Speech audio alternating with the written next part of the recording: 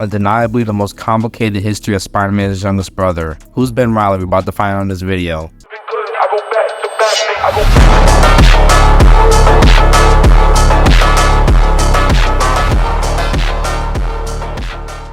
To start off, Ben Reilly first appeared in Amazing Spider-Man issue 149. Ben Reilly, aka the original Scarlet Spider, is the second clone of Peter Parker. Ben was created by Miles Warren, aka the Jackal, to help torment Spider-Man as he blames him for the death of Gwen Stacy. Warren had a weird teacher-student crush on Gwen that was one-sided, as Gwen showed no affection towards him, and that's understandable as Gwen was dating Peter at that time. As far as Ben, he put on a Spider-Man costume and got into a fight with a real Spider-Man as part of the Jackal's revenge against him. It was survival of the fittest, and one of them had to get out alive to save Ned Leeds from a bomb. While the Jackal was trying to release Ned Leeds after cloning Gwen Stacy talked to him about what he was doing was madness. The bomb detonated, which appeared to have took his and Ben Reilly's life. Afterwards, Spider-Man took Ben's body and disposed of it, or so we thought. It turns out Ben was still alive, and so was the Jackal, as he replaced Ben with an already dead clone, making Peter think Ben was dead. The reason on how Ben was alive was a crappy one, as the Jackal injected him with something that somehow, and keep in mind, I'm trying to find a better explanation in my head. Maybe it was a serum that increases durability, maybe it gave him a temporary healing factor that saved him from an explosion, or slowed down his heart rate that made Spider-Man think Ben was dead. I don't know, it didn't even explain on how whatever he was injected with saved his life. Hell, saying that Ben had a limited healing factor for one of his abilities could have been a better explanation overall, and an exclusive ability that could have made him more different from Peter. We just started Ben's story, and a small story gap like this is already getting me frustrated. Screw it, let's keep going. So after Ben woke up, he saw both Peter and MJ and automatically assumed that he was a clone, and he started to think that everything he believed was a lie deep down within his soul. He went to Peter's apartment to pack up some old clothes Peter wasn't wearing anymore and left New York City. In the beginning of his exile from New York, he met a man named Clifford Gross during a bus ride who was telling Ben on how he had that perfect life. They soon ended up in the bar where Clifford admitted that he had that perfect life, until his wife left him, his kids didn't respect him anymore, and his business failed. Clifford also brought up a thought on what if he just disappeared, leading Ben to rant, agreeing with Clifford, telling him he's worthless, and asking why don't he just disappear, as he was still angry about being a clone with no direction in his life. On the surface, he was lashing out to Clifford, but deep down it was obvious Ben was lashing out onto himself, thinking that maybe he should just disappear and end it all. Later on, Ben sobered up and his spider sense was tingling, as he noticed Clifford was going to end his own life. Ben saved him and admitted that he was wrong about what he said in the bar. Both of them could start anew and build something better for themselves. When it was time for them to go their separate ways, Clifford asked what his name was, and Ben responded with Ben Reilly, as he used Uncle Ben's first name for his first name and Aunt May's maiden name for his last name. Little stories like this I love, as it's not too flashy and or there's no big villain to fight. It's only the protagonist versus himself or herself that fights and questions his or her own doubts to overall become a better person and push through, which is inspiring. As long as you're still alive, you can always start fresh and build up towards something better. He then met a scientist named Seward Trainer who inspired Ben to be his own person and his own man. He also helped Ben by giving him fake references so he could get a job and get on his feet. This was only good for a month before others learned that his references were fake, which forced Ben to move on. Ben tried to avoid any attention onto himself, but he couldn't help it as his spider sense kept going off, and he helped the police deal with multiple gangs and saved lives in Salt Lake City.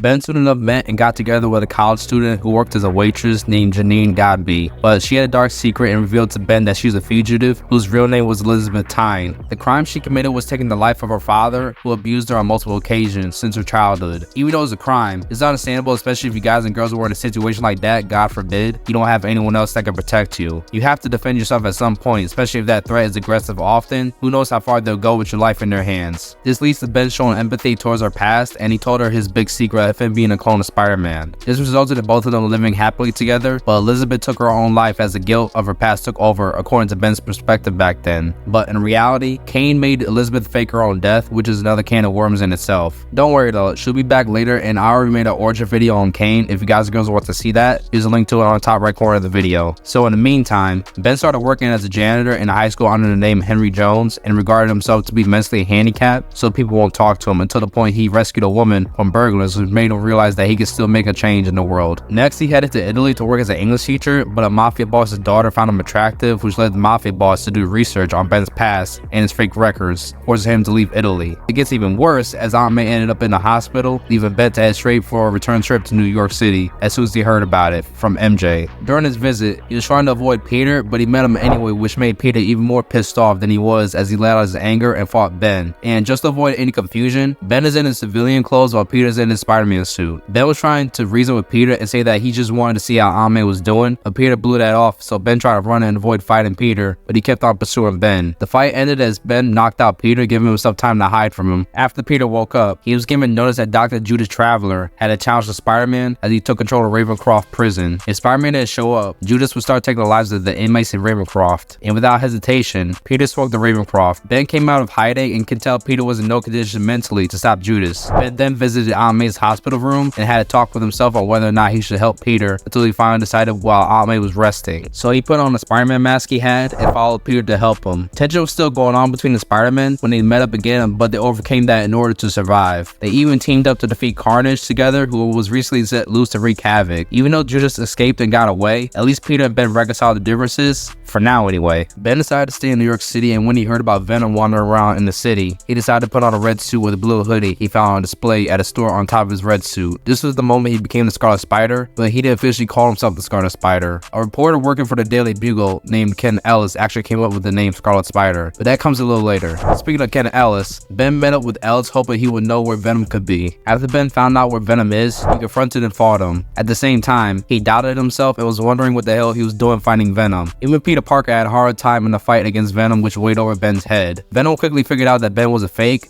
since the original Spider-Man made an agreement with Venom to leave each other alone. Venom gained the upper hand and wounded Ben. Ben got lucky as another symbiote named Scream interrupted their fight. Venom's full attention went towards Scream as he wanted to destroy her. This caused a mess as Venom and Scream put innocent lives in danger, so Ben had to overcome his negative thoughts and doubts in order to save lives. Venom and Scream escaped, but people cheered for Ben. Ellis was on the scene, called Ben a hero, and wanted an interview. Ben declined and responded saying that he wasn't a hero or even a man, but Ellis and the people he saved thought differently. This is the part where Ellis came up with the name Scarlet Spider, as he was going to write a story about Ben. Back at his place, Ben created a new type of tool in his arsenal called impact webbing. When he confronts Venom once again, he used the impact webbing to defeat him. This was impressive on Ben's part as he did something Peter never really accomplished, which is defeating Venom. Later on, news came along as Peter found out that MJ was pregnant, so he decided to let Ben be the only Spider-like superhero in New York. All was a bit normal until that infamous Parker Luck started to appear again as the law had their eyes on Peter Parker, since his DNA was found in past crimes. Plus, the Jackal released another Peter Parker clone to make the plot even more confusing. So let's call this clone Peter 3 to help avoid any confusion. Judas Traveler came back into the scene and let Peter, who was in prison at the time, know that MJ was in danger from Kane. So Peter broke out of prison and appeared in front of Ben and Peter 3. Both Peter and Peter 3 got into a quick fight until Ben stopped them so they can make sense of what's going on. Hell, we all would like to know what's going on. Peter put on a mask and gloves from his black suit on top of his civilian clothes so he can go out and save MJ from Kane. Ben was about to get more answers from Peter 3, but he was gone too. So Ben met up with Peter outside and waited with them until MJ gave them a signal that triggers both their spider senses, so they would know where she's being held. Peter gave MJ a gadget beforehand to trigger spider senses with a little bit of a higher frequency, just in case situations like this happened. Ben gave him props for that, and I gotta give Peter props too for that. Both Ben and Peter ended up in the sewers where Peter 3 would meet them there too. All three of them found Kane and fought him. Ben fought Kane while Peter went to get MJ before Peter 3 gets to her. When Peter and MJ reunited with each other, Peter 3 would go insane and turn into a monstrous and ugly ass version of himself. Peter 3 thought and kept saying that he was the original Peter Parker. This made Ben have second thoughts and almost think maybe it was the original Peter Parker, but he corrected himself and fought it alongside Kane while Peter gets MJ to safety. When I read that part, I was like, what the hell is this crap? Like, what brought you to thinking something as stupid as that? Ben should have had those thoughts in the first place, and this was once again unnecessary writing. Like, come on now, this is some ugly ass clone trying to end your life and the lives of others around you, and you think he's the real Peter Parker. You know that's not part of Peter's morals. At least Ben got that right when he corrected himself out of that little piece of garbage dialogue, but damn. Peter soon came back into the picture and helped out in defeating the rampaging Peter 3. Kane escaped and both of the Spider-Men had a talk resulted in Ben being okay with taking Peter's place in trial, making others think that Peter Parker was in the courtroom. While Peter hunted down Kane and tries to convince him to turn himself in, Ben was in court with MJ in the courtroom supporting him. Soon enough, Peter was successful in convincing Kane, Ben was set free, and Peter's name was cleared of all charges against him. Right after that, to finally settle who was the real Peter Parker, both of the Spider-Men got help from Sewer Trainer in order to get the results back, and it resulted in Peter being the clone, and Ben was the real Peter Parker. This freaked Peter out and drove him mad where he started to fight Ben. MJ was trying to stop Peter and he accidentally hit her, making him feel immense guilt, so he left. Ben went out as the Scarlet Spider trying to find Peter and figure out a way to help him, but all the thoughts of what the Jackal did to all of them and playing mind games with them made him temporarily lose control, which is understandable. I mean, just imagine you figured out your whole life was fake, then you spend 5 years trying to find a different path for yourself, All because of a college professor that fell in love with one of his students that didn't love him back, was playing mind games with you and the people you care about. The Jackal soon appeared, took advantage of Peter's mental crisis, and convinced Peter to join him while Ben was looking for him. Ben finally found Peter at the Jackal's hideout and tries to convince him not to alienate himself from the life that he has.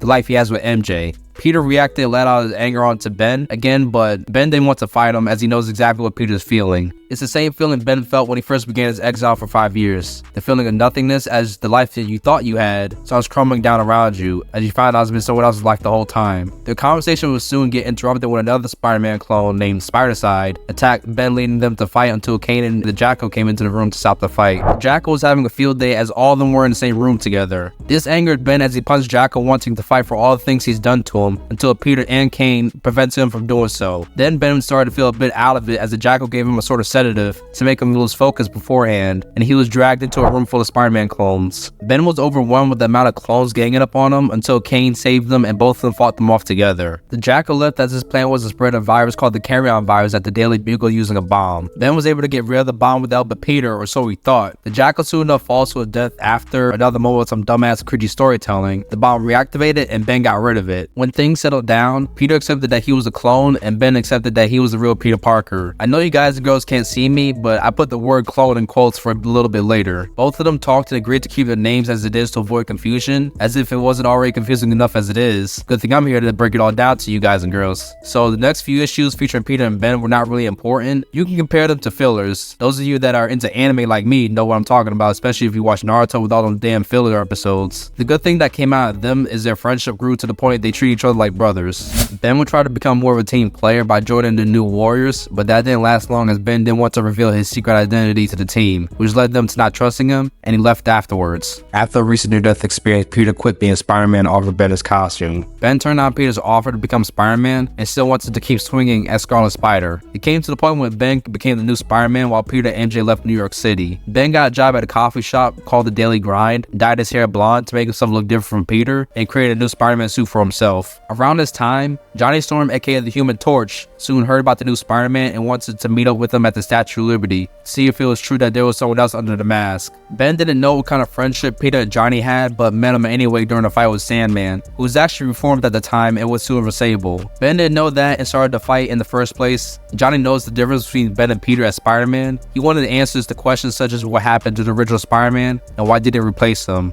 But Ben replied that he didn't have to tell Johnny that. So Sandman and Silver Sable and Johnny left the scene, leaving Ben befuddled and thinking about what's going on with the world, since Sandman is now an ally and Johnny Storm is Ben's enemy. Ben eventually met and dated a woman named Jessica Carradine. She was obsessed with Spider-Man as she blames him for the death of her father, who was soon to be revealed as the man who took Uncle Ben's life. Ben's next villain to fight was a classic one from Spider-Man's Rogues Gallery, which was Mysterio. Mysterio was using a new channel network that came out 3 days prior, named Mystery Vision, to put people who are watching it under a trance, and apparently it's already breaking records from all that audience retention. Ben had to check it out since a man named Professor Ramirez developed some new technology, specifically a DIT chip that was recently stolen too. When Ben came in as Spider-Man, he noticed Ramirez was caught in the trance watching Mystery Vision. Ben's spider sense was going off, so he had to turn everything off to avoid it and free Ramirez. Ramirez let Ben know that Mystery Vision was using his DIT chip to gain audience retention, so Ben went to Mystery Vision's head office and met Rudolph Hines. Both of them started talking to the point Rudolph offered Ben a pair of virtual reality goggles to wear. As soon as Ben wore the goggles, Rudolph revealed himself as Mysterio. Ben couldn't see the difference between Mysterio's illusions and what's actually real due to him wearing the virtual reality goggles. This gave Mysterio time to escape, but in a way to prepare for his next face-off, Ben developed the way to track the signal of the DIT chip back to the source with the help of Ramirez. When Ben got to the source of the transmission, Mysterio was expecting him, and Ben stopped the transmission and defeated Mysterio. Ben would soon meet Johnny again on Christmas and was given a Fantastic Four communicator. Ben and the X-Men would eventually meet each other while he was chasing a forgettable villain named Slide. Iceman trapped Slide in a prison made out of ice, and the X-Men were hoping to get Peter Parker's help so they can stop Mr. Sinister from taking a sample of the Carnage symbiote. But Wolverine immediately could tell this was a different Spider-Man. Ben told him about what's been going on and how he became Spider-Man. He even included the fact that he already met Cyclops, Iceman, and Angel before he became Archangel, based off of Peter's memories. The heroes quickly went to Ravencroft to stop Mr. Sinister and Carnage. During the fight, Mr. Sinister got into Ben's mind and saw all of his memories. Mr. Sinister didn't want to look any further into Ben's mind as he was disgusted and called Ben a mockery of life, which got to him. Ben asked Wolverine if he could detect if he was a clone or not, but Wolverine couldn't, as both Ben and Peter have the same scent. He reassured Ben that he was just as much Spider-Man as Peter was. Ben's past would go full circle for him as a woman he used to know named Andrea Hayershaw died and Ben wanted to avenge her death. Black Cat was his prime suspect for Andrea's death.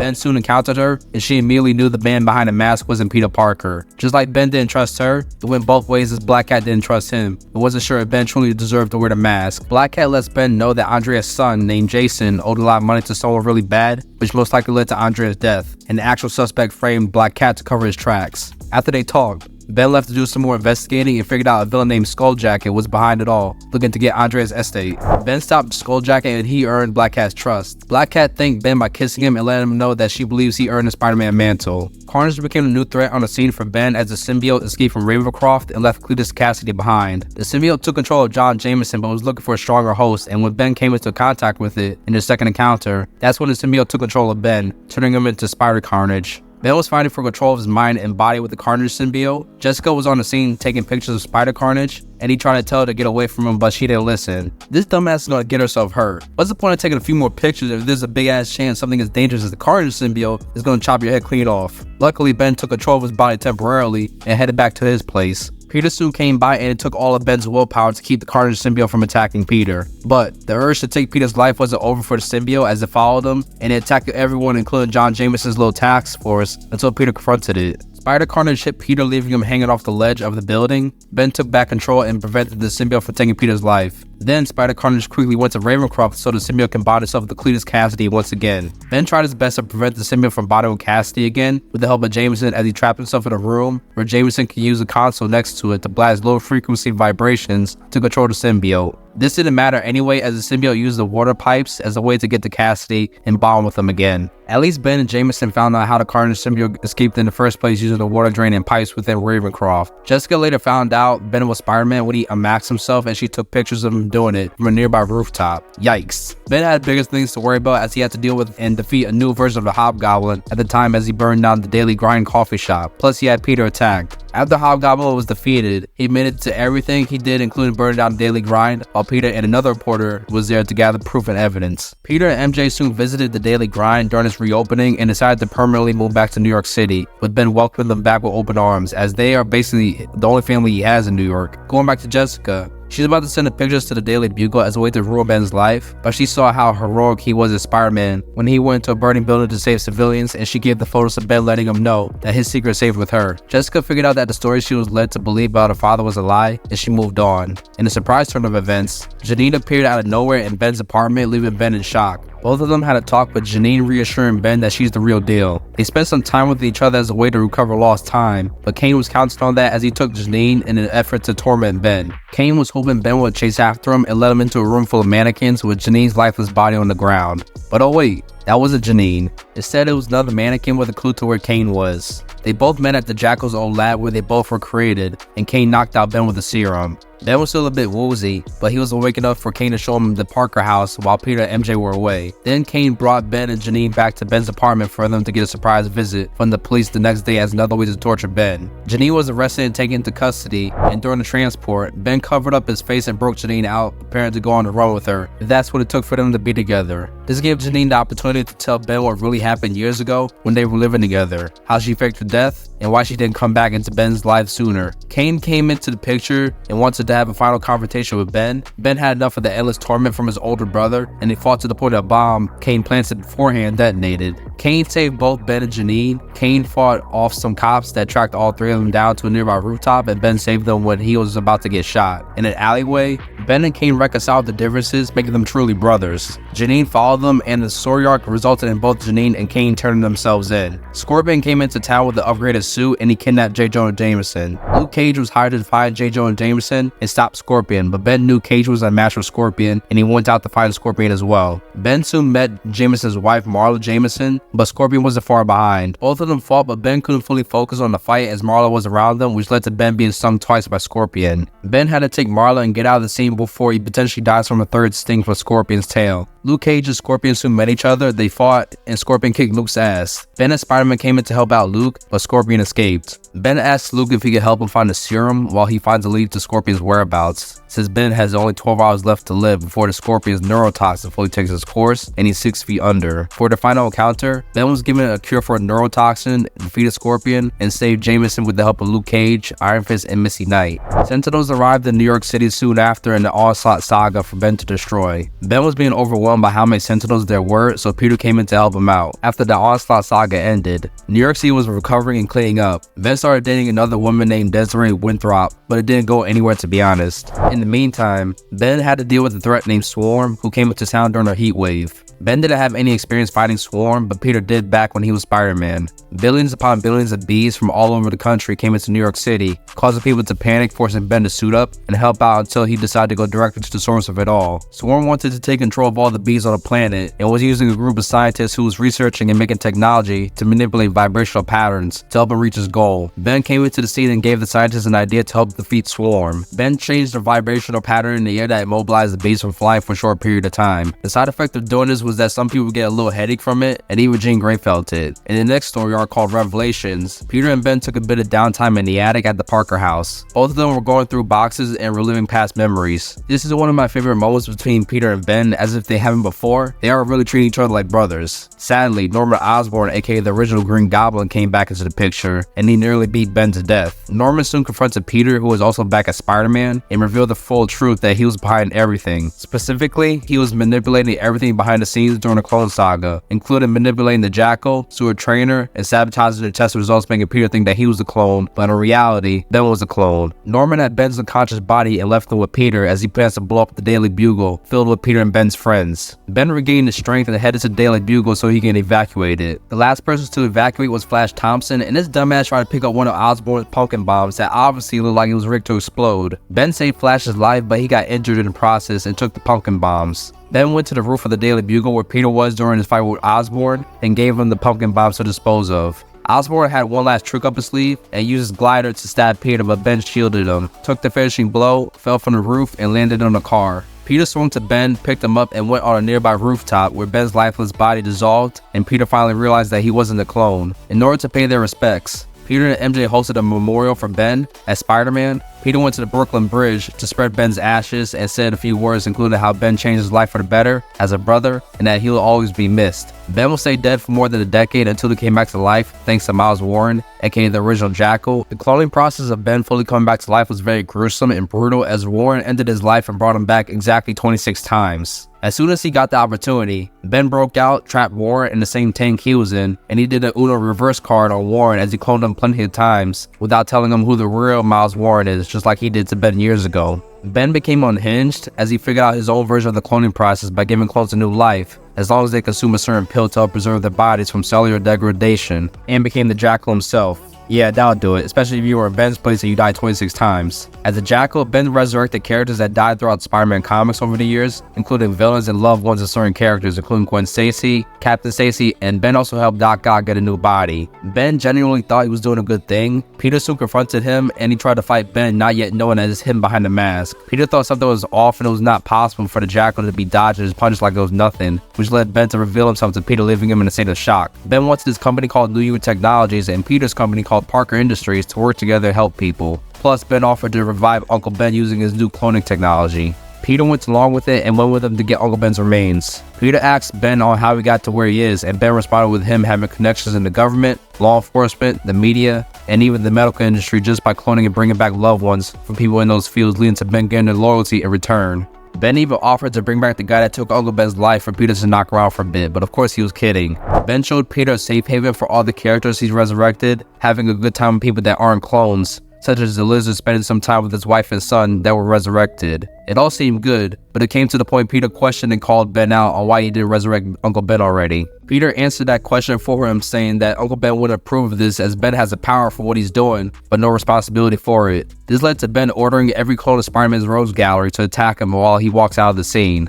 Anna Marie, who is, to keep it simple, the ex-girlfriend of Doc Ock back when he was in Peter Parker's body during the Superior Spider-Man run, was forced to work with Doc Ock as she came in with news that she's figured out how to stop the cellular decay of the clones. The cellular decay was caused by a certain frequency, but the decay could be stopped if the frequency was reversed. Ben was surprised and offered her a perfect clone body, but she refused that.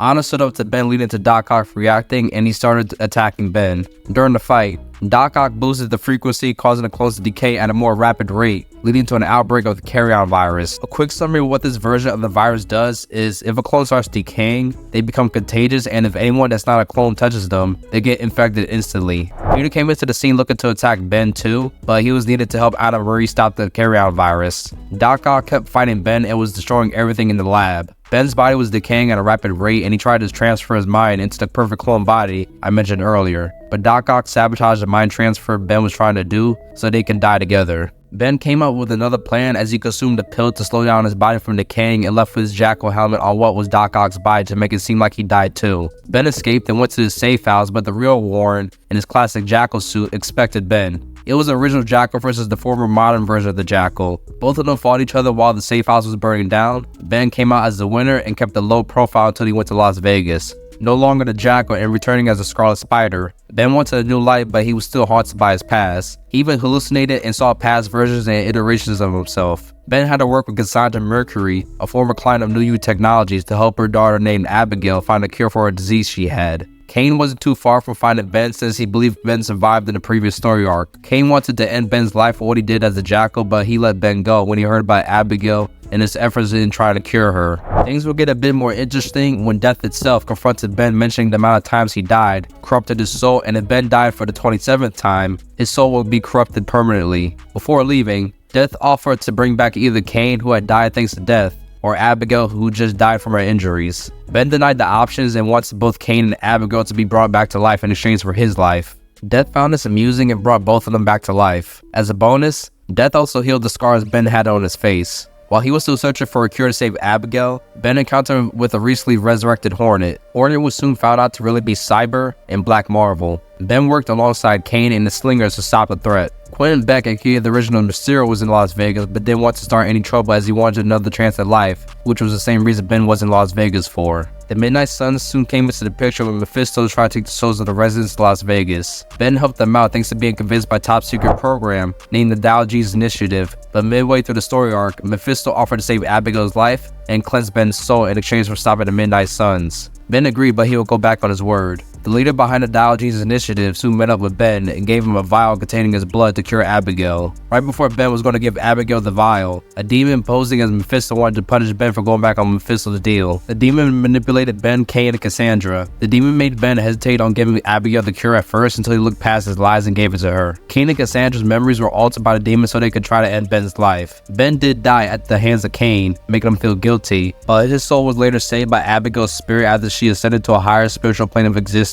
because of the cure. Abigail wanted to bring Ben back to life, but he didn't want to after remembering Death's warning that if he comes back again, his soul will be corrupted permanently. After coming back, Ben was truly corrupted and he enjoyed it. Ben beat the hell out of Kane and told him to leave Las Vegas. Ben started crying right after that. The second Spider-Verse named Spider-Geddon happened and Ben joined the Spider Army. Doc Ock, back as Superior Spider-Man, didn't want Ben to join them at first due to his history as a Jackal, but Ben convinced him. Ben wanted to redeem himself for his past actions and he went on a secret mission with Superior Spider-Man. Ben was betrayed and given to the Inheritors, but it was actually part of their plan, as an Inheritor named Gen X relived all 27 deaths and resurrections that Ben went through. Superior Spider-Man brought Ben back to life the 28th time, giving him a clean slate with no scars and past trauma, making him sane again. Ben came back into the picture wearing a new Spider-Man suit and was doing a test run. Peter saw this and tried to chase it after him, not knowing it was Ben, but he used a device to wrap Peter in, as he didn't want people listening through the comms in his suit to hear Peter. Afterwards, they'll meet Peter in their civilian clothes and mention that he's now working for a company called the Beyond Corporation.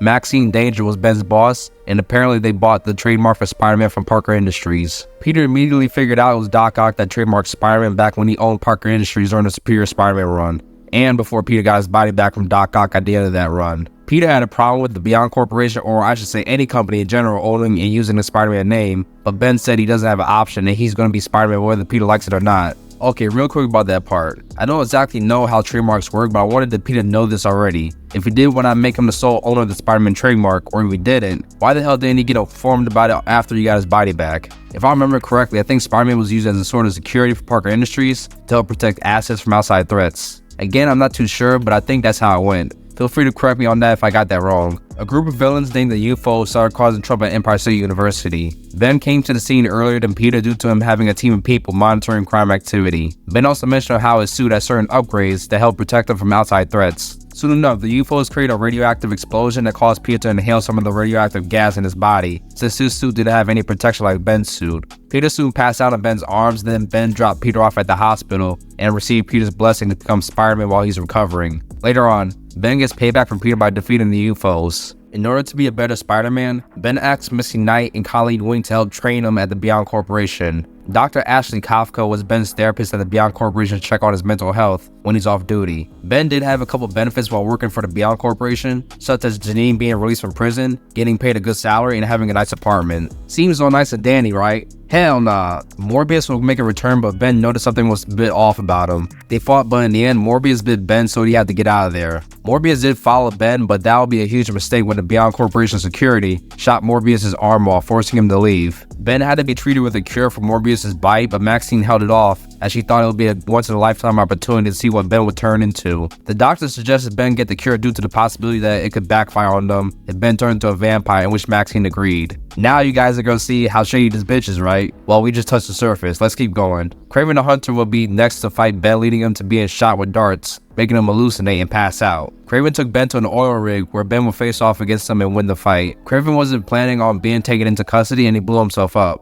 Beyond had their eyes on Miles Morales next, who was Spider-Man in Brooklyn. Ben went up to Brooklyn when he heard of a creature called Rhizome, causing a lot of damage up there. Miles Morales swung in right after Ben arrived and noticed that he wasn't Peter. Miles called Ben an imposter, which he didn't like at all, leading them both to fight until Ben mentioned that he's Peter's brother and he had Peter's blessing to wear the mask. Ben also mentioned that the Beyond Corporation sent him to Brooklyn, which caught Miles' eye, and he mentioned how he's being sued by Beyond for being Spider-Man. How you gonna sue Miles Morales for being Spider-Man? Anyways, a few minutes later, they encountered Rhizome and they worked together in order to defeat it. Miles and Ben ended off on good terms afterwards, but I gotta say, I wish there were a few more moments when Ben and Miles interacted with each other and possibly become friends. If I had to give that little story a rating, I'd give it a 4 out of 10, mostly because they did the usual heroes meet each other, they fight, make up, and they finally work together to face the actual threat. Plus, the villain is forgettable. Another Marvel Comics event named Devil's Reign occurred. Kingpin was the mayor of New York City and he banned all vigilantes. Well, superheroes. Let me not say vigilantes. Ben was one of the heroes that helped save Miles Morales from getting arrested. He also fought Taskmaster and Whiplash at the Daily Bugle, but ended up losing, got his ass handed to him, and fell down a lot of stories into a car. The Human Torch and the Thing would rescue Ben from the police station soon after, and in a tie-in comic, Ben also defeated the Rose after he kidnapped one of Ben's co-workers named Marcus. So back to the main Beyond storyline. Doc Ock infiltrated Beyond and stole its secrets after he found out that they bought what's left of Parker Industries, including the Spider-Man trademark. Maxine wanted Ben to pursue Doc Ock immediately after he stole the company's secrets. Ben fought Otto a couple times until Otto gave Ben a memory drive full of Beyond secrets, including a personal file on him that mentioned how easy it was to manipulate him. When Maxine asked if Ben recovered the company's secrets from Otto, Ben lied and gave the memory drive to Janine.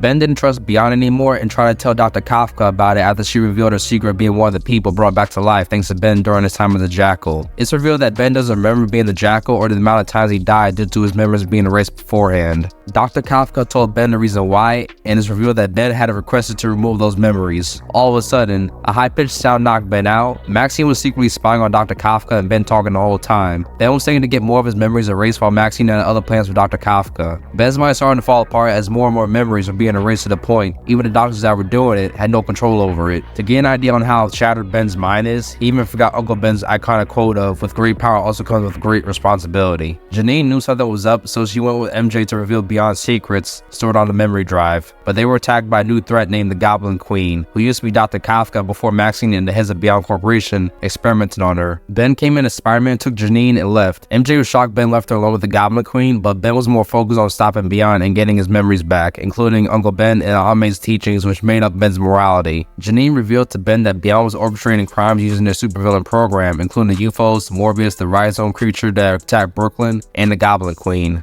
Beyond had a facility in Staten Island Ben headed to, and Peter met up with him afterwards. Ben's mind was so broken that he forgot Peter's face for a minute. After he fought through what was in the facility, including a small and deadly cat-like creature, Ben hacked into the terminal and left to go confront Maxine. Maxine tried to slow Ben down using the slingers to get in his way, but that was a big-ass mistake as Ben went through waves of Beyond security. The slingers came face-to-face with Maxine. Maxine manipulated Ben and said the only way he can get his memories back is to take Peter's memories using the same helmet that took his memories away. When Peter arrived to Ben's aid, Ben wanted Peter to wear the helmet, but Peter refused and tried to tell Ben that he could help him in another way, but not the way Ben wants. fights. Peter refused and frustrated Ben, and he started a fight with Peter. Ben thought he had the upper hand until Peter admitted that he learned from last time Ben used his tech on him. The helmet ended up being destroyed when Peter freed himself and punched through it, which made Ben even more angry. The Beyond building was crumbling around them, and the fight ended with Ben falling into some kind of green substance. Peter reached out to Ben, but Ben wanted to drown himself in the green substance. Later on, Ben survived and came out with a totally different appearance and called himself Chasm. When the Dark Web storyline occurred, Ben worked with Madeline Pryor, the clone of Jean Grey, and Eddie Brock. Eddie had his part to play as Ben reverted his mind back to the version of Eddie Brock when he first became Venom, and Madeline Pryor was going against the X-Men, but that's not important for this video, so don't worry about that. Ben tried to get his memories back by sending Peter to Limbo and getting him to eat a certain apple from a tree in Limbo. Peter didn't give in, and Madeline wanted to stop what they started as Jean Grey helped Madeline get her memories back. Ben took matters into his own hands and became the new ruler of Limbo after Janine, now known as Hallows Eve, stole Madeline's scythe. Ben was terrorizing New York with his new power until he was stopped and sent into confinement within Limbo. Peter visited as he genuinely wanted to know if there was a trace of the old Ben Reilly in there, but Ben didn't show any sign of that, and Peter's time visiting Ben was up as Madeline mentioned there's specific rules in Limbo he had to respect. Ben soon escaped and reunited with Janine. Ben and Janine sought the aid of the Goblin Queen to help regain his memories using a device called the Winkler device. Spider-Man and Betty Brand came to stop that from happening as they needed the Winkler device to clear Ned Lee's name. Peter was trying to convince Ben not to use the Winkler device as it could turn him into a goblin. Turns out Peter was right as the Goblin Queen was trying to turn Ben into a goblin in an act of revenge for what the Beyond Corporation did to her, turning into a Goblin Queen for trying to help him. Janine helped Ben escape while Spider-Man finished his fight with the Goblin Queen. As of right now, Ben is in a comic series called Chasm Curse of Cain, and it still didn't finish yet to my knowledge. And the gist of it is that Cain is hunting down Ben since he's Chasm now. As far as Ben in that series, he's actually being controlled by an Eternal, I think is Druid, as far as I remember. I'm actually reading it right now, and besides the usual Cain hunting down Ben Reilly thing, the story is pretty